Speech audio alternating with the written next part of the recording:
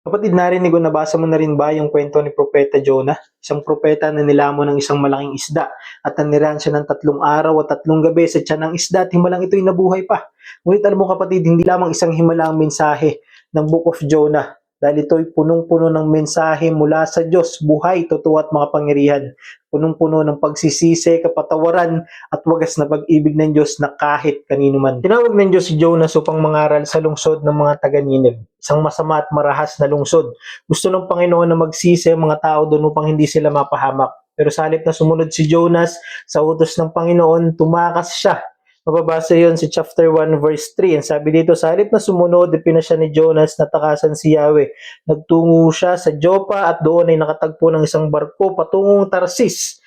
Kapatid, madalas ganito nangyayari sa atin ngayon. Kahit alam natin ang tawag ng Panginoon na magsisi, magpatawad, magbago, maglingkod at magbalik loob sa Kanya, mas pinipili pa rin nating tumakas at baliwalain ang mga nais ng Panginoon. Maaring dahil nahihirapan ka o mahirap para sa iyo, masakit para sa iyo, o maaring ayaw mo lang. Kaya habang nakasakay si Jonah sa barko patungong Tarsis, nagpadala ang Diyos ng isang malakas na bagyo. Hindi para wasakin si Jonas, kundi para gisingin ang kanyang puso. Mababasa yon sa chapter 1 verse 4. Ngunit nang sila'y nasa laot na, nagpadala si Yahweh ng isang malakas na bagyo kaya't halos mawasak ang barko. Sa panahon natin ngayon, minsan yung mga problema, pagsubok, kaguluhan o kabiguan ay niloloob ng Diyos na dumating sa buhay natin. Hindi para parusahan o pahirapan tayo. Ito ay paraan ng Diyos para tawagin tayo pabalik sa Kanya. Sa gitna ng bagyo, natutulog lang si Jonas. Samantalang ang ibang mga nandoon, ang ibang mga pasahero at tripulante, natatakot at nananalangin na. At minsan ganyan din tayo. Marami ng paraan ang ginawa o binigay ang Panginoon para tawagin tayo at magbalik loob tayo sa Kanya, ngunit nananatili pa rin tayong manhid sa bawat tinig niya. Nagbibingi-bingihan o nagbubulag-bulagan. Hanggang sa inamin na ni Jonas ang kanyang kasalanan, itinapon siya ng mga tripulante doon sa dagat at nilamon siya ng malaking isda.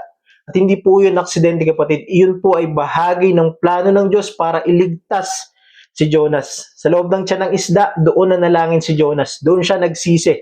Doon niya kinilala ang Diyos. Sabi doon sa chapter 2 verse 1, habang si Jonas ay nasa tiyan ng isda, nanalangin siya sa Panginoon.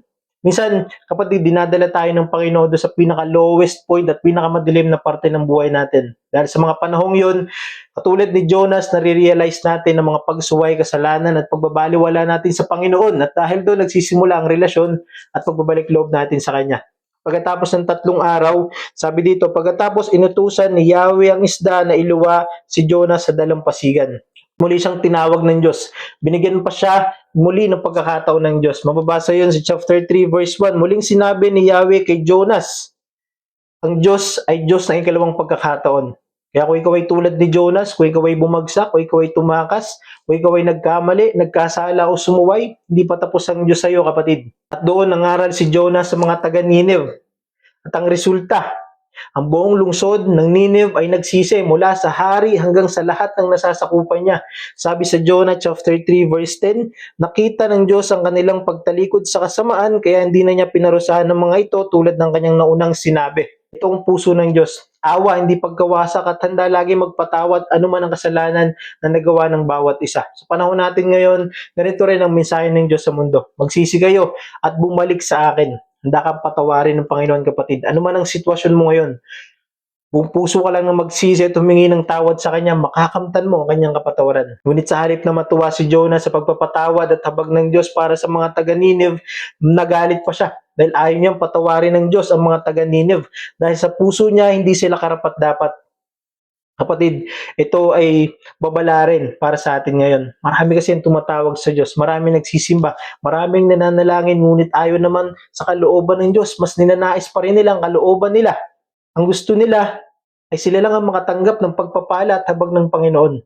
At sa huli, pinakita ng Diyos kay Jonas na ang kanyang awa ay para sa lahat. Hindi lang para sa mga gusto natin, kundi pati sa mga ayaw natin. Itong hamon sa panahon natin ngayon, kapatid, maging daluyan tayo ng awa ng Diyos, hindi maging hadlang. Kaya kapatid, ano man ang kalalagayan mo ngayon, ikaw man ay tulad ni Jonas na sumuway sa Panginoon, o nasa lowest point o pinakamadilim ka man na parte ng buhay mo, o nasa punto ka man na gusto mo nang magsisi o magbalik loob, ano man ang kalagayan mo, kapatid, isang bagay lang ang malinaw. Ang Diyos ay handang tumanggap, magpatawad at magbago ng buhay. Wala siyang pinipili sapagkat lahat tayo ay nilikha niya. Kahit lahat tayo ay mahal, minamahal at kinakahabagan niya. Huwag kang tumakas kapatid. Tumugon ka sa tawag niya. Bumalik ka sa Panginoon. Ngayon, ang tamang oras kapatid.